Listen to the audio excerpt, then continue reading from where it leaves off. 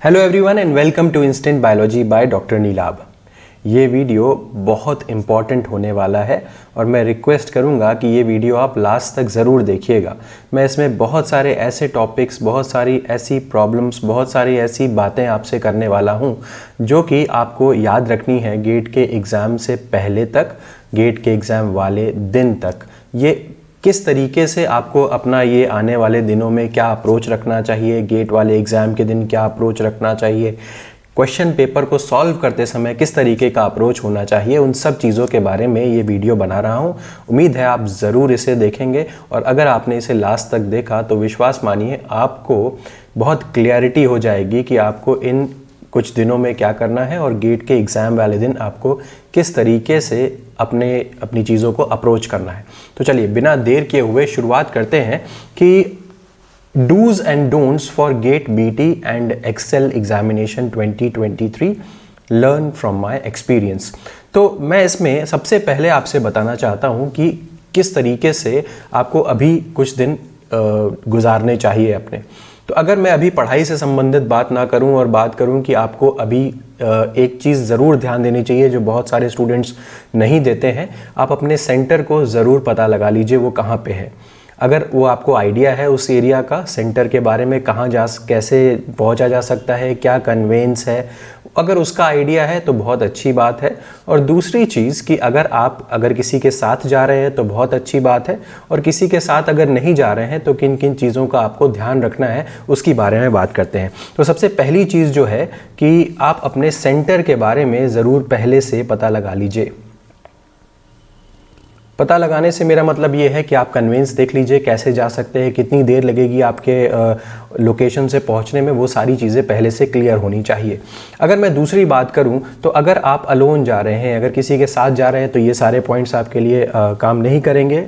लेकिन अगर आप अकेले जा रहे हैं,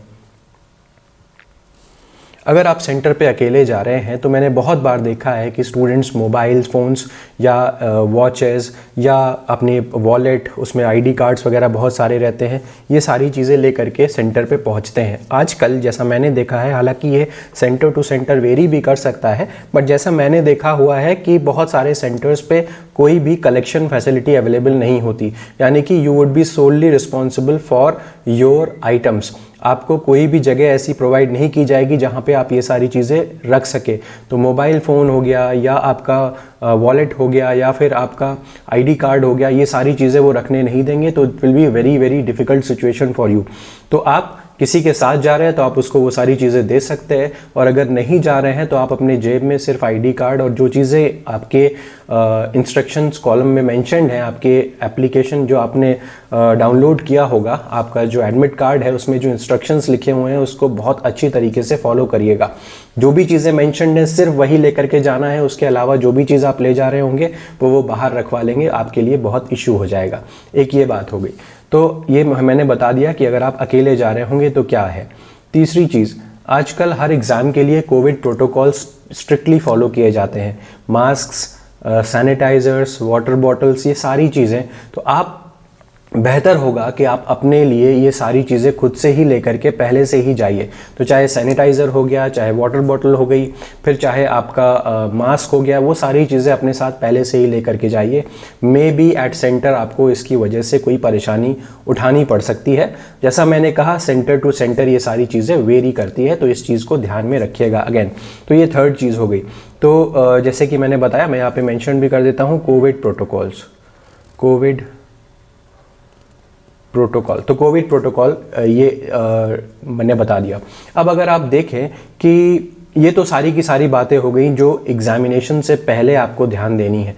अब पढ़ाई से संबंधित बात करते हैं जो एग्जामिनेशन से पहले आपको ध्यान देनी है।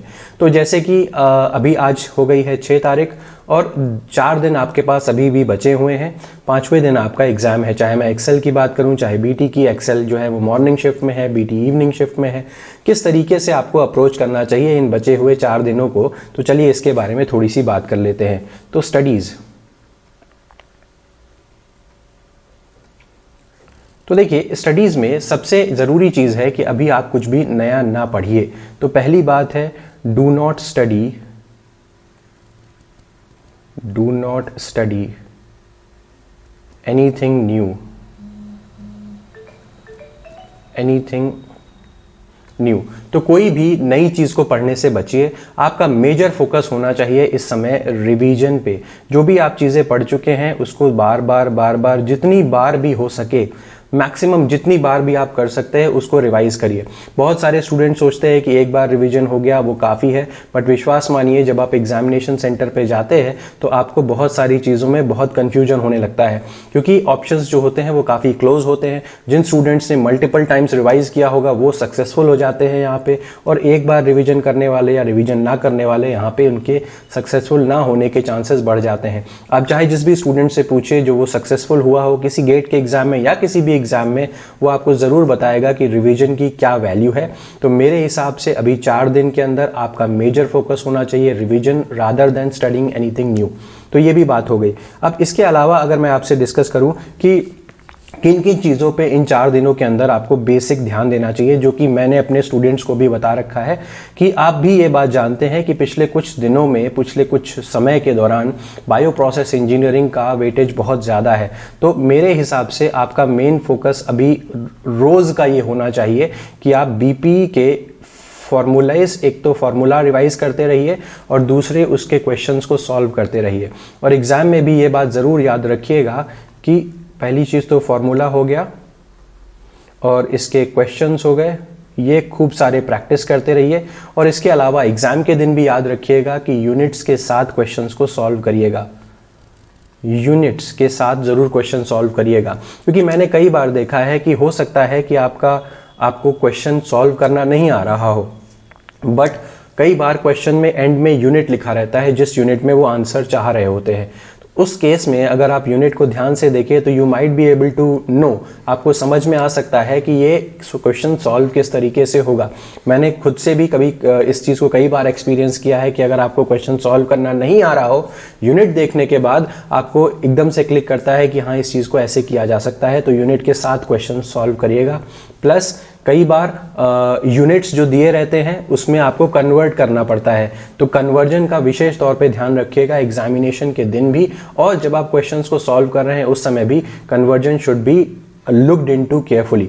तो ये भी बात हो गई, तो कन्वर्जन के बारे में बात हुई। अब नेक्स्ट एक और टॉपिक पे मैं काफ़ी देखता हूँ स्टूडेंट्स जो हैं वो काफ़ी कंफ्यूज हो जाते हैं, जो है RDT, रिकॉम्बिनेंट डीएनए टेक्नोलॉजी का जो पोर्शन है। मैंने कई बार देखा है स्टूडेंट्स जब किसी एक इंसर्ट को कोई एक जीन ऑफ इंटरेस्ट है उसको हमें इंसर्ट करवाना है अपने वेक्टर के अंदर, फिर वेक्टर को फिर हमको कट करना है ECO R1 से, हिंट 3 से, BAM H1 से, तो बहुत सारे इस तरीके के क्वेश्चंस आते हैं। मैंने क्या देखा है कि स्टूडेंट्स जो हैं वो डायग्राम बहुत छोटा बना देते हैं अब, और सिंगल पेन लेकर के जाते हैं। देखिए एक चीज़ ध्यान रखिएगा, इस तरीके के क्वेश्चंस में अगर RDT के ऊपर इस तरीके का क्वेश्चन आया हुआ है तो आपके पास अगर 2 या 3 पेन होंगे तो आप उसमें इंसर्ट को अच्छे से मार्क कर सकते हैं। BAM H1 का साइट, ECO R1 का साइट, जो भी साइट्स दिए हुए हैं वो आप इजीली मार्क कर सकते हैं। अगर आप एक ही पेन से बना रहे होगे तो हो सकता है एग्जामिनेशन के टेम्परेचर प्रेशर में आप कंफ्यूज हो जाएं और आपको कोई एक cutting site, multiple cloning site ना नज़र आए। इसीलिए डायग्राम बड़ा बनाइए, 1-2 एक्स्ट्रा पेन रखिए अलग अलग रंग के, ताकि आप इजीली डायग्राम को डेसिफर कर सके और इजीली उसको सॉर्ट आउट कर सके। तो ये अगेन एक बड़ा इंपॉर्टेंट पॉइंट है RDT के लिए। RDT मैंने बता दिया। नेक्स्ट अगर मैं बात करूं बायोकेमिस्ट्री में, देखिए बायोकेमिस्ट्री में स्पेसिफिक एक्टिविटी, कैटालिटिक एफिशिएंसी, आपका जो इनहिबिटर्स वाला पूरा पोर्शन है उसमें बहुत ज़्यादा कन्फ्यूजन होता है, खासकर ग्राफ वगैरह में क्या कौन सा ग्राफ किसका है, Km क्या होता है, ये सारी चीज़ों में बहुत कन्फ्यूजन होता है। उन सारी चीज़ों को विशेषकर बार बार रिवाइज करते रहिए। नेक्स्ट अगर मैं मेटाबॉलिज्म की बात करूं तो वहाँ पे बहुत सारे ऐसे इनहिबिटर्स हैं, रेस्पिरेशन के इनहिबिटर्स, फोटोसिंथेसिस के इनहिबिटर्स, जिनको आपको बार बार रिवाइज करने की ज़रूरत है। तो बायोकेमिस्ट्री मैंने बताया आपको, RDT के बारे में मैंने RDT बता दिया, बायो प्रोसेस इंजीनियरिंग बता दिया। अगर मैं बात कर रहा हूँ मॉल बायो वगैरह की, मॉल बायो में अगर अगेन आपको पता होना चाहिए कि प्रमोटर वगैरह क्या होता है, कौन सी साइट पे प्रमोटर होता है, DNA पॉलीमरेज का एंजाइम का नेचर कैसा होता है, DNA पॉलीमरेज 1 कैसा है, 2 कैसा है, 3 कैसा है, किस कंडीशन में मेन एंजाइम है, कौन DNA पॉलीमरेज 3 कब मेन एंजाइम है, किस कंडीशन में RNA पॉलीमरेज काम करता है, रिवर्स ट्रांसक्रिप्टेज एंजाइम क्या है। खासकर क्वेश्चंस मैंने देखे हैं बहुत सारे आते हैं एंजाइम की एक्टिविटी पे और बच्चे बहुत ज़बरदस्त तरीके से कंफ्यूज हो जाते हैं। तो ये भी एक इंपॉर्टेंट पॉइंट है जिसको आपको पता होना चाहिए कि मॉल बायो वगैरह में क्या है, क्योंकि मैं ये सारी की सारी चीज़ें जो हैं वो हाई स्कोरिंग टॉपिक्स के बारे में बात कर रहा हूँ। अगर मैं एनिमल और प्लांट बायोटेक्नोलॉजी के बारे में बात करूँ तो अगेन सेकेंडरी मेटाबोलाइट्स वगैरह से क्वेश्चन हर बार आता है और मैच द फॉलोइंग में आता है। अब again match the following questions को सॉल्व करना एक तरीके की आर्ट है। कई बार स्टूडेंट्स मैच द फॉलोइंग के एक दो ऑप्शंस ऊपर के पढ़ने के बाद वो थोड़ा सा मैं क्या करूं लॉस्ट हो जाते हैं और वो उसके बाद आगे के ऑप्शंस देखते ही नहीं है। देखिए लेकिन मैच द फॉलोइंग में एक चीज़ सबसे अच्छी है कि अगर आपने एक ऑप्शन को भी पकड़ लिया तो बहुत सारे चांसेस हैं कि आपका, क्योंकि जो नीचे ऑप्शंस दिए होंगे उसमें वही ऑप्शन के साथ आपका आंसर मैच कर रहा होगा, तो आप मैच द फॉलोइंग क्वेश्चंस को ज़रूर पढ़िए।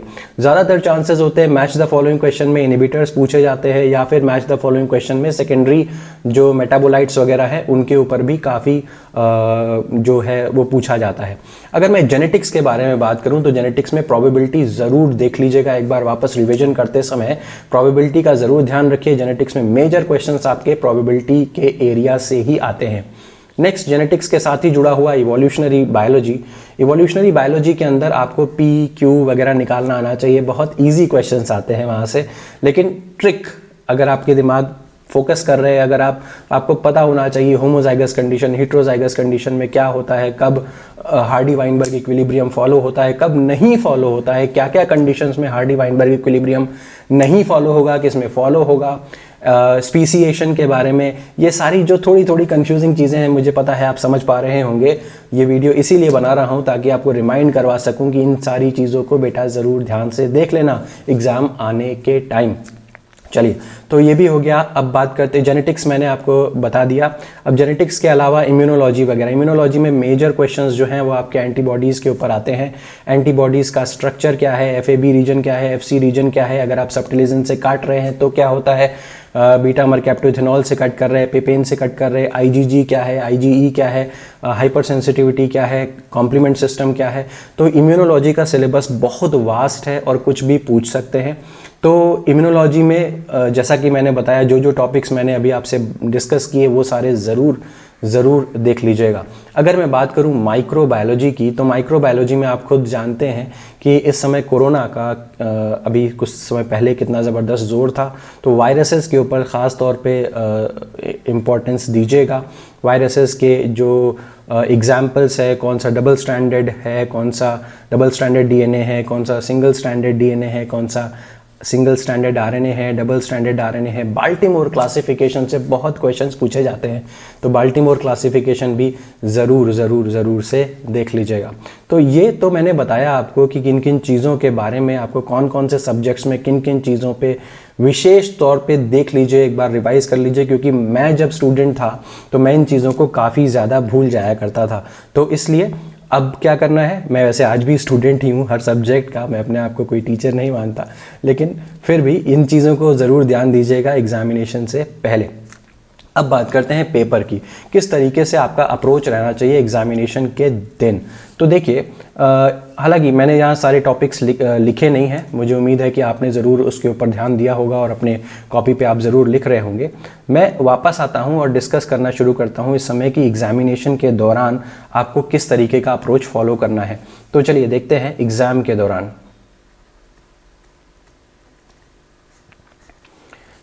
ठीक, तो एग्जामिनेशन के दौरान देखिए आपको एक चीज़ पक्के तौर पे पता होनी चाहिए कि इस पेपर का स्ट्रक्चर कैसा है। तो आप सभी लोग ये बात जानते होंगे कि गेट के एग्ज़ाम में जो नंबर ऑफ क्वेश्चंस आते हैं, गेट बीटी की मैं बात कर रहा हूँ, गेट बीटी के एग्ज़ाम में जो क्वेश्चंस आते हैं वो आते हैं, टोटल नंबर आता है 65 क्वेश्चंस। 65 क्वेश्चंस आते हैं।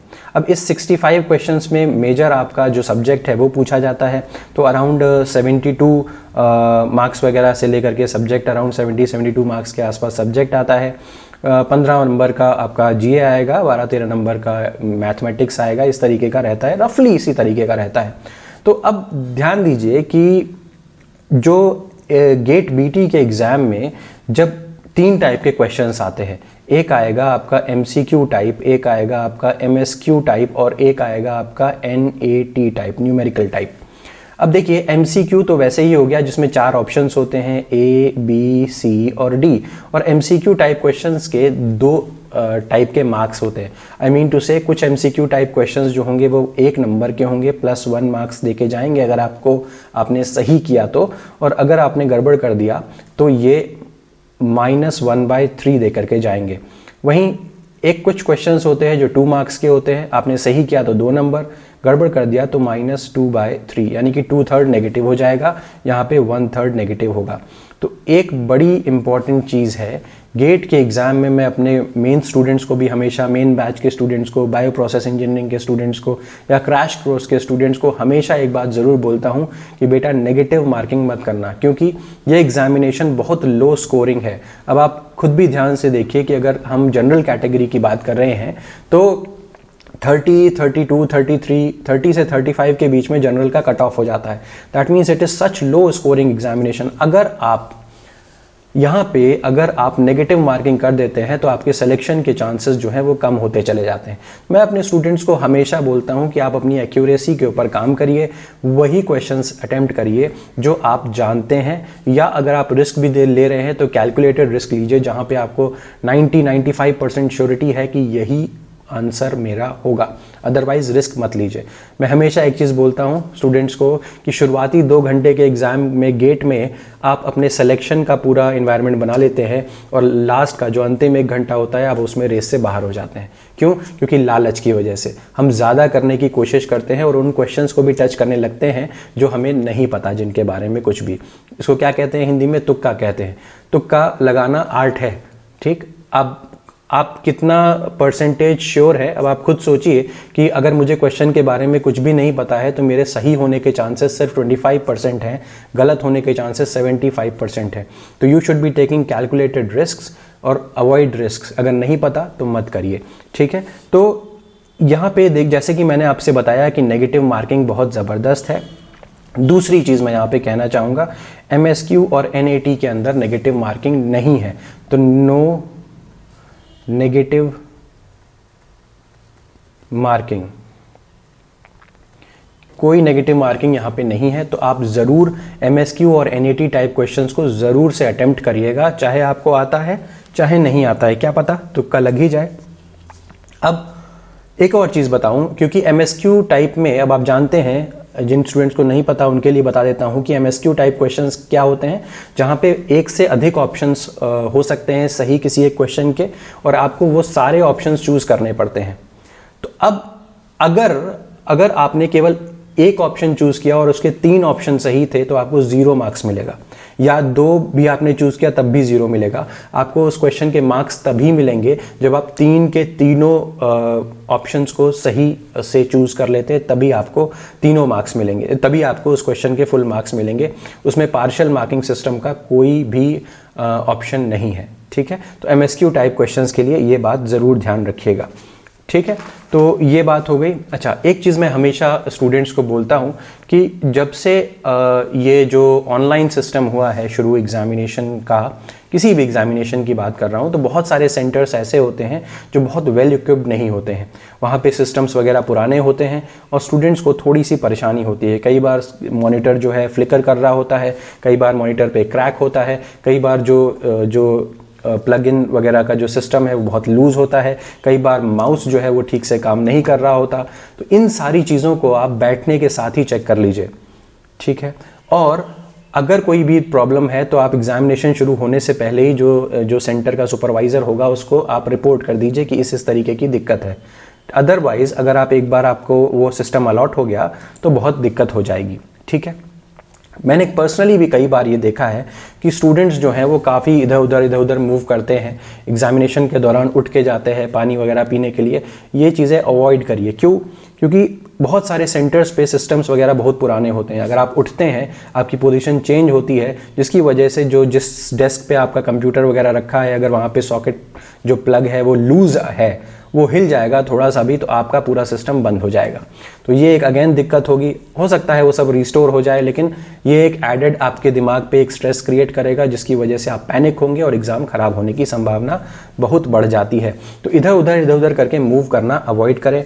एक और बात मैं बोलना चाहूँगा कि बहुत सारे स्टूडेंट्स मैंने देखा है एग्जामिनेशन हॉल के अंदर बहुत डिस्कशन करते हैं एक दूसरे से, या जो एक्सेल के स्टूडेंट हैं, जो फर्स्ट मीटिंग में एग्ज़ाम दे के निकलेंगे, मैंने देखा है बहुत बार वो आपस में अपने दोस्तों के साथ या किसी अननोन लोगों के साथ डिस्कस करने लगते हैं कि इस क्वेश्चन का क्या था, उस क्वेश्चन का क्या था। ये सब अवॉइड करिए। क्यों? क्योंकि उसके जस्ट बाद आपका बीटी का एग्ज़ाम है। अगर आपने बातचीत की और आपको ऐसा कुछ मालूम हुआ कि बहुत सारे मेजॉरिटी स्टूडेंट्स ने कुछ और आंसर दिया है, आपका कुछ और आंसर है, तो आप आगे आने वाले जो एग्ज़ाम है उसमें ख़राब कर देंगे। क्योंकि वो स्ट्रेस बट नेचुरल है, बीइंग ह्यूमन, आपके दिमाग पे हावी होगा कि मेरा क्वेश्चन गलत हो गया। वो चीज़ आपके बीटी के एग्ज़ाम में रिफ्लेक्ट कर जाएगी। तो इस तरीके की चीज़ों को अवॉइड करिए। एग्ज़ाम देने आए हैं, अलग होट करके खड़े हो जाइए। जब अलाउ करे वो अंदर जाने के लिए तो आप अंदर जाइए, बाहर निकलिए, दूसरा पेपर देने जाइए। ये चीज़ ध्यान रखिए। एक और बात, बहुत सारे स्टूडेंट्स जो हैं वो 10th की रात तक भी बहुत देर तक पढ़ेंगे, 11, 12, 1, 2 बजे तक पढ़ेंगे और उसके बाद एग्ज़ाम देने जाएंगे। This is a wrong way of studying. ऐसा मत करिए। क्यों मना कर रहा हूँ? इसलिए मना कर रहा हूँ क्योंकि आपके दिमाग को थोड़ा सा पीस में रहने दीजिए, थोड़ा सा काम होने दीजिए और ज़्यादा एंग्जाइटी मत बढ़ाइए, ज़्यादा स्ट्रेस मत बढ़ाइए। 6 बजे तक, शाम 6 बजे तक, मैंने अपने स्टूडेंट्स को भी बोला है, अपने बैच के स्टूडेंट्स को भी, कि शाम 6 बजे तक बेटा आप लोग पढ़ाई बंद कर दीजिएगा। उससे क्या होगा, आप थोड़ा पीस में जा सकते हैं, थोड़ा म्यूज़िक सुनिए, घर वालों के साथ बात करिए, थोड़ा घूमिए फिरिए, एंजॉय करिए। अब आपका दिमाग शांत हो जाएगा तो you would have a better capacity to recall things, to remember things, to perform. वो सब बेहतर ढंग से आप कर सकते हैं। अगर आपका दिमाग 1 बजे तक पढ़ने के बाद थका रहेगा तो यू कैन अंडरस्टैंड कि ये लॉजिकली भी सही नहीं है। ठीक है, तो ये हो गया। And let me just check out कि मैंने आपसे सारी चीज़ें, हाँ एक बात और, बहुत सारे स्टूडेंट्स को अभी तक भी गेट का जो कैलकुलेटर है उसकी आदत नहीं पड़ी होगी। तो again I would ask all of you कि आप सभी लोग गेट के कैलकुलेटर को ज़रूर 1-2 बार चेक कर लीजिए, किस तरीके से क्वेश्चंस को सॉल्व कर सकते हैं उसमें। और अब टाइम है कि आप प्रीवियस ईयर क्वेश्चंस जो हैं उनको एक सेट टाइम के हिसाब से प्रैक्टिस करना शुरू करिए। ठीक है। अब बहुत सारे स्टूडेंट्स ये भी पूछते हैं कि सर हमें कौन सा सीक्वेंस फॉलो करना चाहिए, क्या हमें पहले बायोटेक्नोलॉजी को करना चाहिए, जीए को करना चाहिए या मैथमेटिक्स को करना चाहिए। वो सीक्वेंस कम्प्लीटली आपके ऊपर है। अगर मैं अपने तौर पे बात करूं, अगर मैं एग्ज़ाम देने जाऊंगा तो मैं हमेशा कोशिश करता हूं कि मैं अपना सब्जेक्ट पहले चेक कर लूं। मैं जब सब्जेक्ट देता हूं तो मुझे एक बैक ऑफ द माइंड एक आइडिया रहता है कि मेरे इतने क्वेश्चन सही हुए या इतने क्वेश्चंस मैं सही करता आ रहा हूँ, उसमें से इतने क्वेश्चन 1 नंबर के थे, इतने 2 नंबर के थे। उससे क्या होगा, I have a complete idea that मेरे इतने मार्क्स हो गए। अब अगर मैं 40, 45, 50 नंबर तक पहुँच जा रहा हूँ तो फिर मैं रिस्क लेने से बचूंगा, इज़न्ट इट? क्योंकि मैं ऑलरेडी अपने सेफ जोन में पहुँच गया हूँ, मुझे पता है बैक ऑफ द माइंड कि मुझे NIT या IIT मिल जाएगा। तो मैं अब रिस्क लेने से बचूंगा। जो मेरा एरिया ऑफ स्पेशलाइजेशन नहीं है, मैं मैथ्स अच्छी नहीं जानता, मुझे जीए में डर लगता है, तो I won't touch much of that portion. बहुत ज़्यादा मैं उसमें घुसने की कोशिश नहीं करूँगा इस चीज़ को।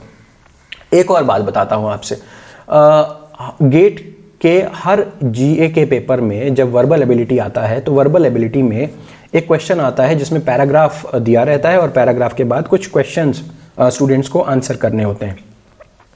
मैंने बहुत बार देखा है कि स्टूडेंट्स उसमें बहुत टाइम लूज़ कर देते हैं। ध्यान दीजिए, वो क्वेश्चंस सॉल्व करने का एक तरीका है, आप रिवर्स अप्रोच लेकर के चलिए।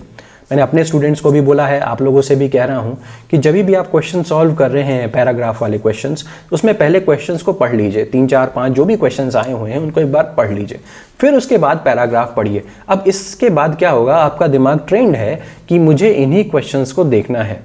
अब जब आप पैराग्राफ पढ़ेंगे तो आप जब क्वेश्चन पहले पढ़ चुके हैं, then you are going through the paragraph, then you will soon realise कि यार ये तो पूछा गया है, ये तो पूछा गया है, ये तो पूछा गया है। Your mind will function in a completely different way. लेकिन अगर आप पहले पैराग्राफ पढ़ के जा रहे होगे तो मेरे साथ क्या होता है कि जब मैं पैराग्राफ पढ़ लूंगा तो मैं ऊपर की चीज़ें भूलने लगूंगा, क्योंकि एग्जाम का टेम्परेचर प्रेशर इतना ज़बरदस्त होगा कि आप ऊपर 4 लाइन पढ़ने, 5 लाइन पढ़ने के बाद ऊपर की चीजें भूलने लगेंगे। Then you will again have to read the paragraph multiple times to get a clear cut idea what the question is asking. ठीक है, तो मेरे हिसाब से रिवर्स अप्रोच इज गुड। आप अपने लिए भी ट्राई कर सकते हैं। I have found it very beneficial. तो ये सारी की सारी मैंने बातें आपसे डिस्कस करी। मुझे लगता है कि हाँ, सीक्वेंस कोई भी, और अवॉइड नेगेटिव मार्किंग। ठीक है, तो ये सारी की सारी बातें हैं, ये मेरा पूरा एक्सपीरियंस है गेट के एग्ज़ाम का। इन चीज़ों को ध्यान रखिएगा और मैं डेफिनेटली श्योर हूँ कि आपका एग्ज़ाम बेहतर जाएगा। तो मेरी तरफ से ऑल द बेस्ट सभी गेट बीटी और एक्सेल स्टूडेंट्स को। मैं उम्मीद करूंगा कि आप लोग बहुत अच्छे नंबरों से सफल हो, और ज़रूर आप अपने एक्सपीरियंसेस को मेरे साथ शेयर करिएगा। आपका पेपर कैसा गया मुझसे डिस्कस कर सकते हैं। मेरा व्हाट्सएप नंबर आपके पास है, मेरा टेलीग्राम चैनल का लिंक आपके पास है, ईमेल आईडी आपके पास है। You can get in touch with me any time. तो मेरी तरफ से अगेन ऑल द बेस्ट सभी स्टूडेंट्स को, बहुत अच्छा करिएगा। और अगर ये वीडियो पसंद आया है तो इसे लाइक करिए, मेरे चैनल को सब्सक्राइब करिए, बेल आइकन को दबाना मत भूलिएगा, और अपने सभी दोस्तों से भी शेयर करिएगा। Thank you so much, have a good day.